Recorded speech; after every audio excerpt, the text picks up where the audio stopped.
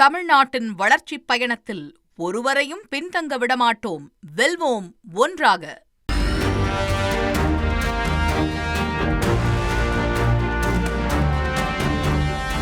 பதினைந்து ஆண்டுகளுக்கு மேல் பயன்பாட்டில் இருக்கக்கூடிய லாரிகளினுடைய எஃப்சி சான்றிதழ் புதுப்பிக்கக்கூடிய அந்த கட்டணம் அப்படிங்கிறது 13 மடங்கு உயர்ந்திருக்கிறது. தமிழகம் முழுவதும் இந்த எஃப்சி சான்றிதழ் புதுப்பிக்காமல் 30,000 லாரிகள் நிறுத்தப்பட்டிருக்கிறது. காரணம் 13 மடங்கு இந்த எஃப்சி சான்றிதழ் புதுப்பிக்கக்கூடிய கட்டணம் அப்படிங்கிறது உயர்ந்திருக்கிறது. இப்ப இதுல என்னன்னா, மத்திய அரசு கடந்த 2 மாதங்களுக்கு முன் அறிவித்த புதிய நடைமுறையால் புதுப்பிக்காமல் ஓரங்கட்டப்படக்கூடிய லாரிகள் நிறைய இருக்கிறது அப்படிங்கிறது தகவலா இருக்கு. புதிய அறிவிப்பால் 2,000 இருந்த கட்டணம் தற்பொழுது 28,000 ரூபாயாக கிட்டத்தட்ட 13 மடங்கு அதிகமாக உயர்ந்ததால் லாரி உரிமையாளர்கள் இதை புதுப்பிக்காம இருக்கிறாங்க அப்படிங்கிறதும் தெரிய வருது. லாரிகள் சேவையுடைய எண்ணிக்கை குறைவதால் தட்டுப்பாடு, அதே போல சேவை கட்டணமும் உயர்வதற்கான வாய்ப்பு இருக்கிறது என்று அஞ்சப்படுகிறது. இப்ப 15 ஆண்டுகளுக்கு மேல் பயன்பாட்டில் இருக்கக்கூடிய லாரிகளினுடைய எஃப்சி சான்றிதழ் புதுப்பிக்கக்கூடிய கட்டணத்தை 13 மடங்காக மத்திய அரசு உயர்த்தியதால் நாமக்கல்லில் ஏராளமான லாரிகள் புதுப்பிக்கப்படாமல் ஓரங்கட்டப்பட்டுள்ளன. இது பற்றிய பின்னணியை களத்தில் இருந்து விளக்குகிறார் எமது செய்தியாளர் ஸ்ரீதர். Over to Sridhar. ஒரு இடத்தில் இருந்து மற்றொரு இடத்திற்கு சரக்குகளை கொண்டு செல்வதில் லாரி முக்கிய பங்கு வகிக்கிறது. கடந்த சில ஆண்டுகளாகவே லாரி தொழில் கடுமையாக நலிவடைந்து வருகிறது. குறிப்பாக சுங்கச்சாவடி கட்டண உயர்வு, டீசல் விலை உயர்வு, லாரிகளுக்கு வாடகை கிடைப்பது உள்ளிட்ட பல்வேறு காரணங்களால் லாரி தொழில் கடுமையாக பாதிக்கப்பட்டு வருகிறது. இந்த சூழ்நிலையில தான் மத்திய அரசின் ஒரு நடவடிக்கையால லாரி உரிமையாளர்கள் கடுமையாக பாதிக்கப்பட்டுள்ளனர். அதாவது 15 ஆண்டுகளுக்கு மேல் பயன்பாட்டில் உள்ள லாரிகளுக்கு பதிவு சான்றிதழ் பெறுவது, அதாவது எஃப்சி பெறுவதற்கான கட்டணம் பல மடங்கு உயர்ந்துள்ளதாக லாரி உரிமையாளர்கள் தெரிவிக்கின்றனர். இது தொடர்பாக இந்த கட்டண உயர்வால் லாரிகளை இயக்க முடியாமல் பாதிக்கப்படுவதாகவும், குறிப்பாக தமிழகம் முழுவதும் 30,000க்கும் மேற்பட்ட லாரிகள் நிறுத்தி வைக்கப்பட்டுள்ளதாக லாரி உரிமையாளர்கள் தெரிவிக்கின்றனர். இது தொடர்பாக நம்மிடம் விரிவாக பேசுவதற்காக நாமக்கல் தாலுகா லாரி உரிமையாளர் சங்க தலைவர் அருள் நம்மிடம் இருக்கிறாங்க. அவருடைய சில கேள்விகளை முன்வைப்போம். சார் வணக்கம். இந்த எஃப்சி பதிவு சான்றிதழ் தொடர்பான பல மடங்கு உயர்ந்திருக்குன்னு சொல்றீங்க. இதனால எந்த மாதிரியான பாதிப்பு உங்களுக்கு ஏற்பட்டிருக்கு? இல்லைங்க, ஏற்கனவே லாரி உரிமையாளர்கள் இந்த தொழில் மூலிமா கடுமையான பாதிப்புகள் சந்திச்சுட்டு இருக்காங்க.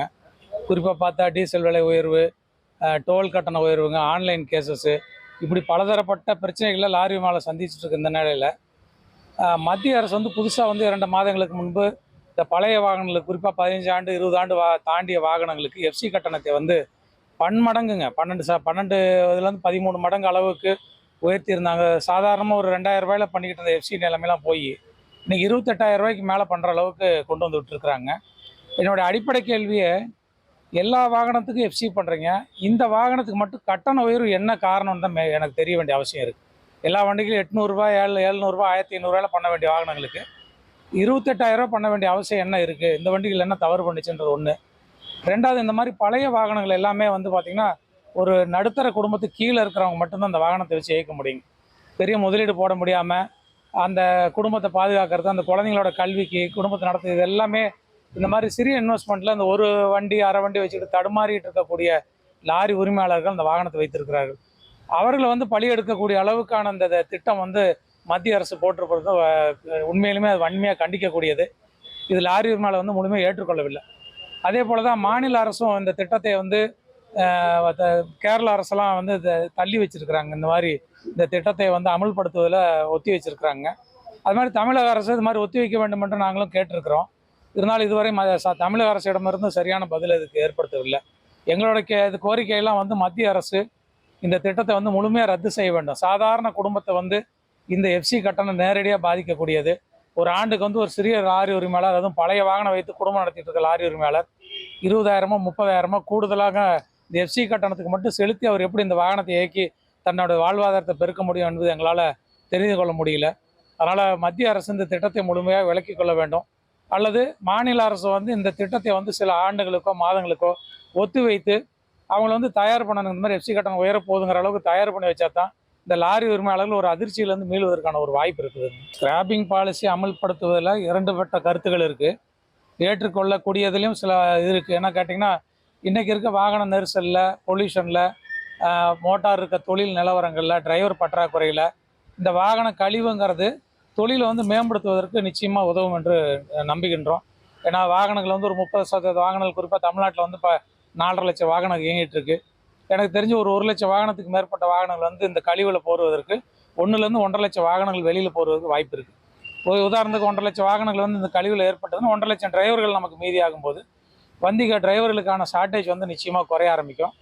அப்போ மார்க்கெட்டில் வண்டியோட பற்றாக்குறை அதிகரிக்கும். அப்போ வாடகை உயர்வு ஏற்படும். இதெல்லாம் ஏற்படும் போது வாழ்வாதாரம் நிச்சயமாக லாரி உரிமையாளருக்கு நல்லபடியாக வருங்கிறதுல மாற்று கருத்து இல்லை.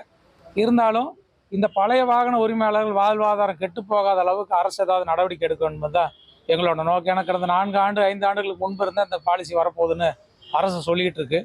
இருந்தாலும் இந்த மாதிரி ஒரு பெரிய பாலிசி டெசிஷன் வந்து ஒரு இது மத்திய மாநில அரசுகள் எடுக்கும்போது அந்த லாரி உரிமையாளர்களை தயார்படுத்த வேண்டும். தயார்படுத்தினா தான் அவங்களும் மன ரீதியாக செட் ஆகி இவங்களும் வேறு மாற்று ஏற்பாடுக்கோ இல்லை வேறு வாகனம் வாங்குவதற்கு ஏற்பாடுகளோ அவங்க செஞ்சுக்கிட்டாங்கன்னா தான் அவங்க வாழ்வாதாரத்தை தடை இல்லாமல் அவங்க வாழ்வாதாரத்தை கொண்டு போக முடியும்.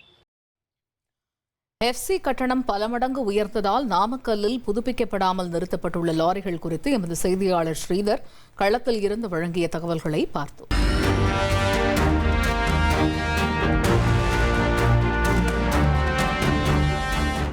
தமிழ்நாட்டின் வளர்ச்சிப் பயணத்தில் ஒருவரையும் பின்தங்க விடமாட்டோம்.